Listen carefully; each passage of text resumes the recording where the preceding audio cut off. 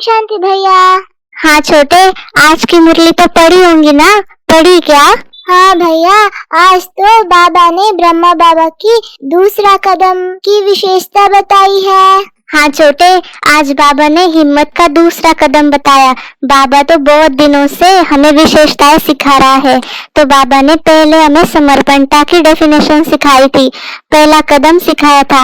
आज बाबा ने दूसरा कदम सहनशीलता है ये बताया। बाबा ने आज हम बच्चों को याद दिया कि ब्रह्मा बाबा को ही आदि देव कहते हैं, क्योंकि आदि देव माना जो सबसे पहला देवात्मा जो देवता बनता है वो, और दूसरा कि भगवान जब आता है तो सबसे पहले जिसकी रचना करता है उसे कहते हैं आदि देव। तो ये आदि देव की महिमा आबू पर्वत पर यादगार के रूप से है, ये हम बच्चों को बाबा ने सिखाया। अच्छा भैया, अब मुझे समझ आया कि क्यों आबू में ही आदि देव और आदि देवी की मंदिर है।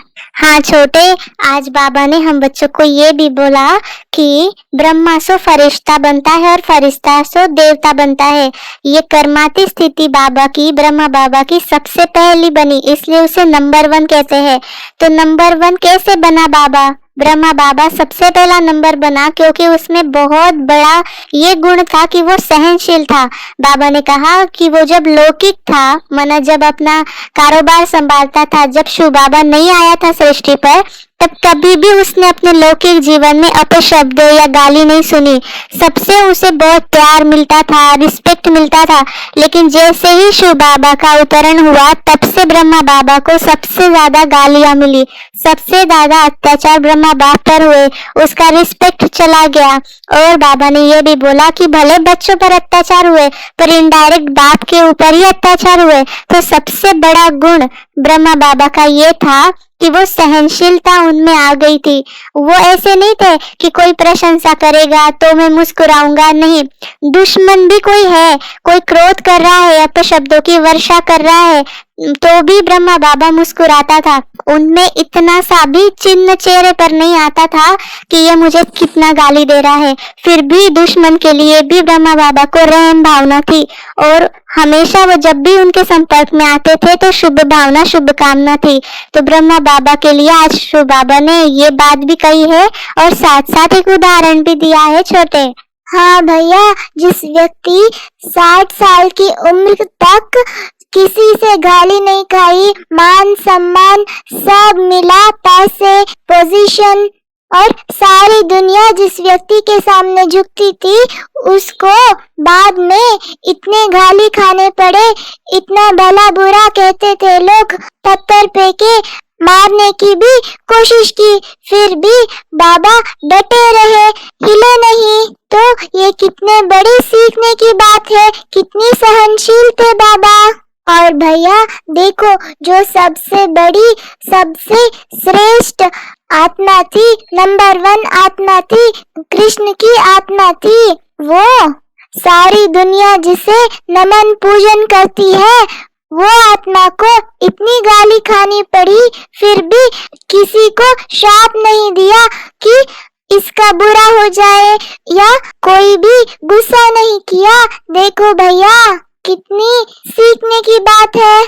हाँ छोटे, एकदम सही बात कही है। बाबा ने ये भी कहा, फिर उदाहरण देके, कि शास्त्रों में महावीर हनुमान दिखाते हैं कि अपने हथेली पर बड़ा सा पहाड़ गेंद के समान उठा के लाया था ना। लेकिन बाबा ने कहा, पता है ये किस चीज का यादगार है? एक्चुअल में पहाड़ जैसी समस्या हो, तूफान हो, विघ्न हो, लेकिन पहाड़ माना बड़ी बात को छोटा सा खिलौना बना दिया। अपनी स्थिति से बड़ी बात को, भारी बात को हल्का कर लिया और स्वयं भी हल्के रहे, दूसरों को भी हल्का बनाया। ये सहनशीलता का प्रतीक है, बाबा ने कहा। नहीं तो छोटे पत्थर को पहाड़ नहीं बनाया, लेकिन पहाड़ को छोटा गेंद की तरह बना दिया। ये विस्तार को सार में लाया, यह है सहनशीलता। बाबा ने कहा, नथिंग न्यू समझकर फुल स्टॉप लगाया।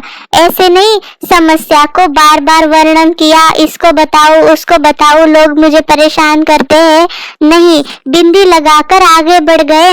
इसलिए विस्तार को सार में लाया। सहनशील श्रेष्ठ आत्मा का ये विस्तार को सार में लाना क्या होता है, ये ब्रह्मा बाप ने हम बच्चों को प्रैक्टिकल करके दिखाया। बाबा ने कहा शॉर्टकट रास्ता लेना है, वो है नथिंग न्यू और वो है फुल स्टॉप। बाबा ने कहा शक्तियों की बचत हो जाती है, इसलिए निराश नहीं होते, फिर दिल शिकस्त नहीं होते, मौज में रहते हैं, मुस्कुराते हैं। यही है सहनशीलता। तो सहनशीलता की शक्ति वाला कभी घबराता नहीं है कि ऐसा भी होता है क्या करना चाहिए। याद की गहराई में जाएगा सहनशीलता वाला और घबराएगा नहीं। सार वाला सदा भरपूर होता है, इसलिए भरपूर संपन्न चीज की गहराई होती है ना। तो बाबा ने कहा जो सहनशील होता है वो हमेशा ज्ञान और योग के गहराई में जाता है और शांत रहता है। अच्छा भैया, तो सहनशील वाला सदा शांत रह के ज्ञान योग के गहराई में जाता है और पहाड़ माना जो बड़ी से बड़ी समस्या है या परिस्थिति है उसे भी छोटा बना देता है। ये महावीर है, हमें भी ऐसा ही महावीर बनना है। हाँ छोटे, बाबा ने और उदाहरण दिया है आगे। बाबा ने कहा पता है दूसरा कदम सहनशीलता है, तो ब्रह्मा बाबा ने प्रैक्टिकल दिखाया करके। बाबा ने आदि रत्नों की बात कही कि 14 वर्ष तपस्या की बच्चों ने, लेकिन 14 वर्ष महसूस नहीं हुए, ऐसा लगा कुछ घड़ियां ही बीते हैं अभी। और 14 वर्ष कैसे हो गए? क्योंकि वो लोग मौज में रहते थे, मेहनत नहीं करते थे। बाबा ने कहा वैसे तो स्थूल मेहनत का पेपर भी बाबा ने खूब लिया। जो इतने बड़े बड़े घर के बच्चे थे, नाज में पलने वाले, उनको गोबर के गोले भी बनवाए, मैकेनिक भी बनाया, चप्पल भी सिलाई, मोची भी बनाया, माली भी बनाया। मेहनत लगी या मौज लगी? फिर बाबा ने प्रश्न पूछा, लेकिन बाबा ने कहा ये दिल की मौज में रहते थे, इसलिए मौज में रहने वाले मूंझते नहीं थे कि मैं क्यों करूं, कैसे करूं, बाप रे ये मुझे तो आता ही नहीं। ऐसा नहीं था, क्योंकि मौज से जीवन जीना इसको कहते हैं ब्राह्मण जीवन। तो बाबा ने कहा आजकल तो सेंटर पे अगर कोई आते हैं तो स्थूल साधारण काम करते हैं तो सभी लोग सोचते हैं कि मैं ये क्यों कर रहा हूँ, मैं कितना पढ़ा हूँ, मैं क्या हूँ और मैं ये काम करने आई हूँ क्या सेंटर पे। बाबा ने कहा ब्रह्मा कुमारी जीवन क्या होती है? मौज वाली, लेकिन दिल की मौज वाली, मूंझने वाली नहीं। तो ब्रह्मा कुमारी बनना माना दिल की मौज में रहना, न कि स्थूल मौज में। हाँ भैया, ब्राह्मण जीवन में मौज नहीं है तो उसका मजा ही नहीं है। मौज माना मूंझ नहीं, कोई भी विचारों में क्वेश्चन नहीं, सरल होगा, कोई भी कठिनाई नहीं होगी, खुश रहेंगे।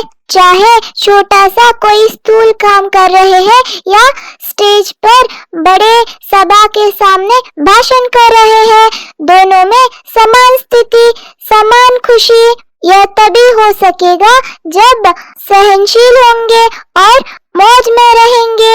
हाँ छोटे, बाबा ने ये भी कहा जो मूंझा हुआ होता है ना, वो अच्छी बात में भी मूंझेगा। मूंझना माना क्या कि कोई अच्छी बात है तो उसमें भी वो ऐसे संशय की वृत्ति से देखेगा, क्या ये ठीक है, क्या ये ठीक नहीं है, ये ऐसा क्यों है, वो वैसा क्यों है। मन मूंझा हुआ है, वृत्ति में प्रभाव है दृष्टि पर, दृष्टि के कारण सृष्टि भी मूंझी हुई दिखाई देती है। अगर हमें कमजोरी देखने की आदत है तो हमें सभी की कमजोरी दिखेगी। हमें दुखी होने की आदत है तो कुछ भी हो जाए हम दुखी ही रहेंगे। तो इसलिए बाबा ने कहा ब्रह्मा कुमारी जीवन माना ब्रह्मा बाप समान मौज के जीवन। इसीलिए बाबा ने 2 प्रकार के पेपर है सहनशीलता में, लेकिन 3 प्रकार के पेपर सुनाए हैं। एक, कोई लोगों द्वारा अपशब्द व अत्याचार। दूसरा, यज्ञ की स्थापना में कितने विघ्न आते थे। और तीसरा, कई ब्राह्मण बच्चे ही ट्रेटर बन जाते थे और असंतुष्टता में रहते थे। तो ये 3 प्रकार के पेपर ब्रह्मा बाबा के सामने आए, लेकिन फिर भी बाबा में सहनशीलता थी, साइलेंस की पावर थी। इसलिए बाबा कैसा सामना करता था हर पेपर का? मधुरता से, शुभ भावना से, शुभकामना से सामना करता था। और आज सामना कोई करता है तो कल क्षमा मांगता था, लेकिन बाबा तुरंत माफ कर देता था और कहते थे सारी दुनिया अरे बाबा तो बाबा ही है। ब्रह्मा बाबा कभी फेल नहीं हुआ इन बातों में। तो महावीर माना बाप समान बनना, तो हमें बनना है महावीर। हाँ भैया, इसका मतलब है हमें परिस्थिति का सामना करना है, वो भी मधुरता से, शुभ भावना से और शुभकामना से करना है। यही है ना भैया इसका सार? हाँ हाँ छोटे, एकदम सही समझे हो आप, यही सार है। तो आज बाबा ने पार्टियों से जब मुलाकात की तो कुमारों को भी याद किया और माताओं को भी याद किया। बाबा ने कुमारों को कहा, कुमार जीवन तो सबसे श्रेष्ठ जीवन है जिसमें अचल एक रस स्थिति में स्थित रहना है।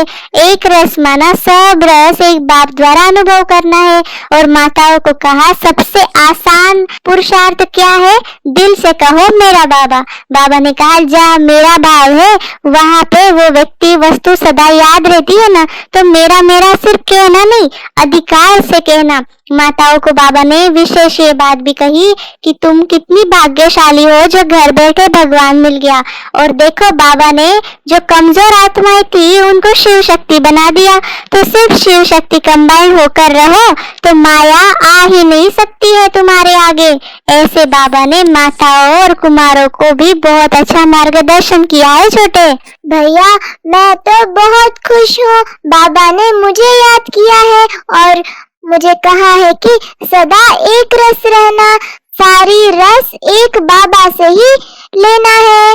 हाँ छोटे, ये तो बहुत खुशी की बात है। बाबा ने हम सभी को याद किया है। आज वरदान में हम बच्चों को बाबा ने बताया कि कंफ्यूज होने के बजाय जो हमारा लूज कनेक्शन है ना, उसे ठीक कर लो तो सारी समस्याओं से मुक्ति हो जाएगी। स्लोगन में कहा, बीज रूप अवस्था में स्थित रहना माना यही जो पुराने संस्कार है ना उन्हें परिवर्तन करना, यही सबसे बड़ी विधि है। अच्छा, ओम शांति। आप सभी को इस छोटे बड़े की कॉन्वर्सेशन अच्छी लगी हो तो लाइक, सब्सक्राइब और शेयर करना मत भूलिएगा। ओम शांति।